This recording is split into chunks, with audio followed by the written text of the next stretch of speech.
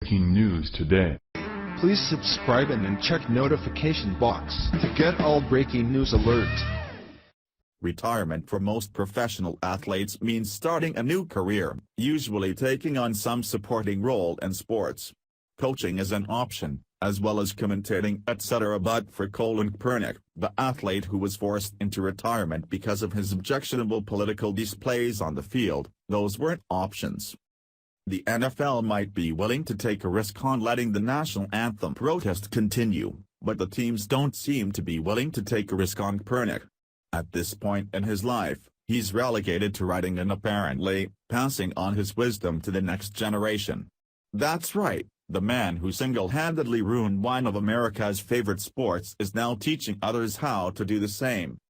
They say that those who can't do, teach, and Kaepernick is proving that to be true.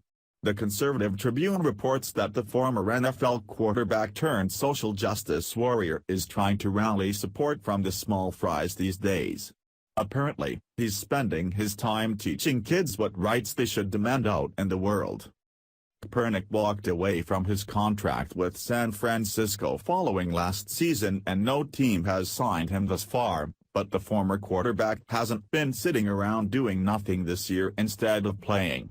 Rather, he has hit the road as a social justice warrior, using his own money to start up the Colin Kaepernick Foundation, which is committed to a mission to fight oppression globally, through education and social activism. Essentially, since he's unable to play football, he's fallen back on the thing that made him famous, protesting things. While on the surface, those goals sound like things we should all aspire to, it's worth taking a closer look at his plan to achieve them. One method by which the ex-NFL player has worked to achieve that goal is through funding, hosting and organizing day-long workshops in various cities that are dubbed the Know Your Rights Camp.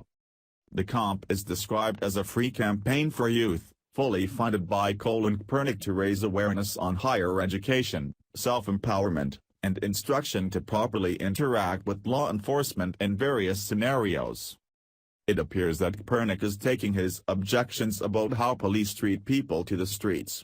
This is a grassroots effort to teach people how to interact with police, and while we hope that the lessons are things like obey the law and always be respectful, there's a good chance that the syllabus sounds more like a Black Power salute. For a look inside one of Kaepernick's camps, check out this gushing rundown of the day's events in May on the south side of Chicago by the ultra-progressive The Nation, if you can stomach the over-the-top leftism. An integral part of the event is teaching the black, brown, and economically disadvantaged youth, in attendance by invitation only, about their rights, but not the constitutional Bill of Rights we all are familiar with.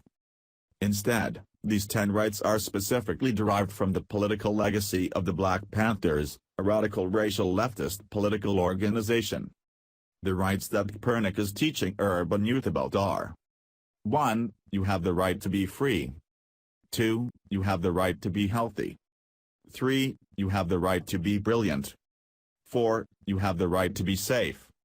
5. You have the right to be loved. 6. You have the right to be courageous. 7. You have the right to be alive. 8. You have the right to be trusted. 9. You have the right to be educated. 10. You have the right to know your rights. By our count, only 3 of the rights mentioned on the list are actual rights as laid out by our nation's founders, namely the right to be free, safe and alive. All of the rest are vague generalizations of an optimal lifestyle that can be obtained through hard work and sacrifice, or earned, as in the case of being loved and trusted. Sadly, many of the tenets laid out as rights are things that people want to have without working for. This might not be the definition of economic socializing, but it's not far from it in mindset. The idea that you have a right to be loved sounds good, but what if you make yourself unlovable? You also don't have a right to be trusted, if you're engaging in untrustworthy actions. If you're curious about how he's teaching kids to interact with law enforcement, that's addressed as well. Apparently, that teaching consisted mainly of asking the officer, "Am I free to go?" and refusing to consent to searches or speak until they have an attorney present. All of Kaepernick's cures to these problems are completely consistent with his worldview.